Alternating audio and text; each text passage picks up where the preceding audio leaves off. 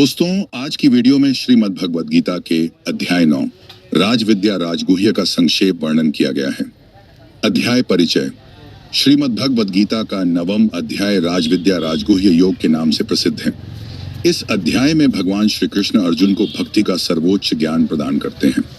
वे बताते हैं कि यह ज्ञान सबसे पवित्र, श्रेष्ठ, प्रत्यक्ष, अनुभव योग्य और मोक्ष प्रदान करने वाला है।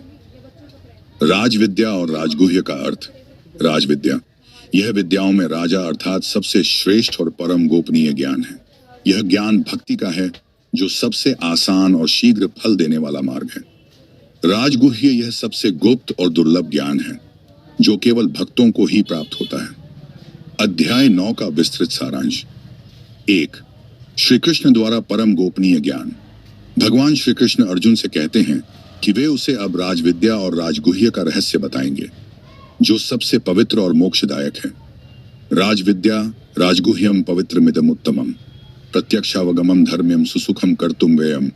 अर्थ, यह ज्ञान सबसे पवित्र, श्रेष्ठ, प्रत्यक्ष, अनुभव करने योग्य और धर्म के अनुकूल है।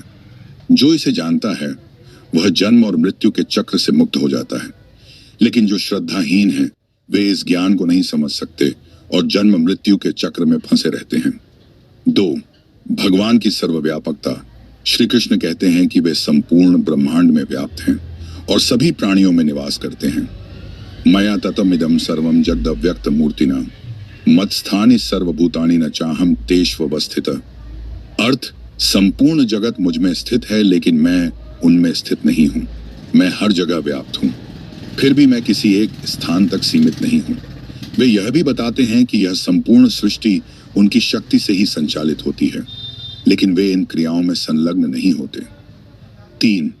भक्ति का महत्व और भगवान की कृपा।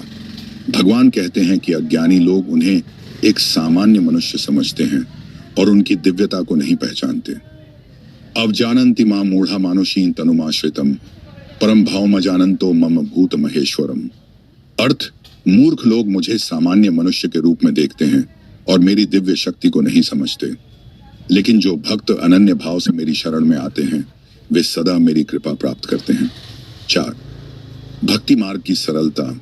श्री कृष्ण बताते हैं कि जो श्रद्धा और प्रेम से भगवान की भक्ति करता है वह निश्चित रूप से मोक्ष प्राप्त करता है।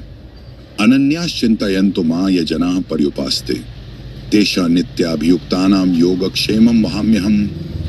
अर्थ, जो अनन्य भाव से मेरी उपासना करता है मैं उसकी रक्षा करता हूं और उसे हर प्रकार से सहायता प्रदान करता हूं। भगवान कहते हैं कि वे हर प्रकार के भोग और भक्ति को स्वीकार करते हैं, चाहे वह पत्र, पुष्प, फल या जल ही क्यों न हो।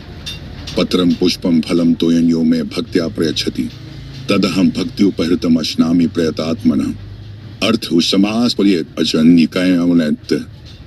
यदि कोई प्रेम पूर्वक मुझे पत्ता, फूल, फल या जल अर्पित करता है तो मैं उसे प्रेम से ग्रहण करता हूं। यह श्लोक भक्ति मार्ग की सरलता को दर्शाता है। भगवान को केवल प्रेम चाहिए, न कि धन संपत्ति या विशेष वस्तुएं। 5. भगवान सभी को स्वीकार करते हैं। श्री कृष्ण कहते हैं कि कोई भी व्यक्ति, चाहे वह किसी भी जाति, धर्म, लिंग या समाज का हो, यदि वह सच्चे मन से उनकी शरण में आता है तो वह निश्चित रूप से मोक्ष प्राप्त करता है।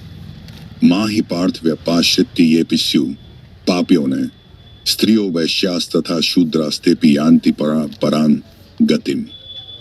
अर्थ, स्त्रियां, वैश्य, शूद्र और यहाँ तक कि पापी भी यदि मेरी शरण में आते हैं तो वे भी परम गति को प्राप्त करते हैं। 6. पूर्ण समर्पण का महत्व।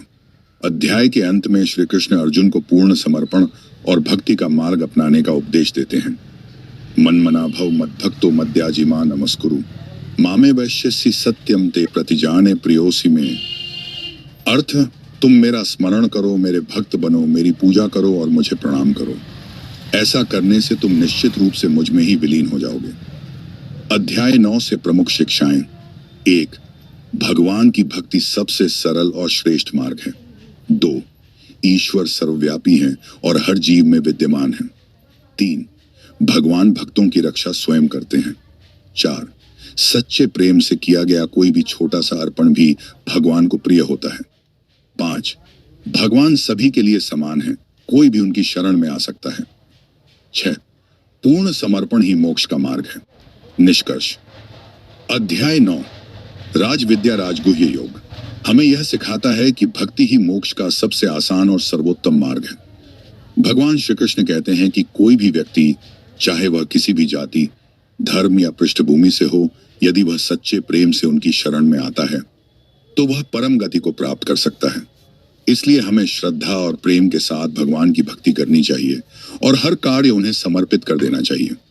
यही जीवन की सच्ची सफलता और शांति का मार्ग है।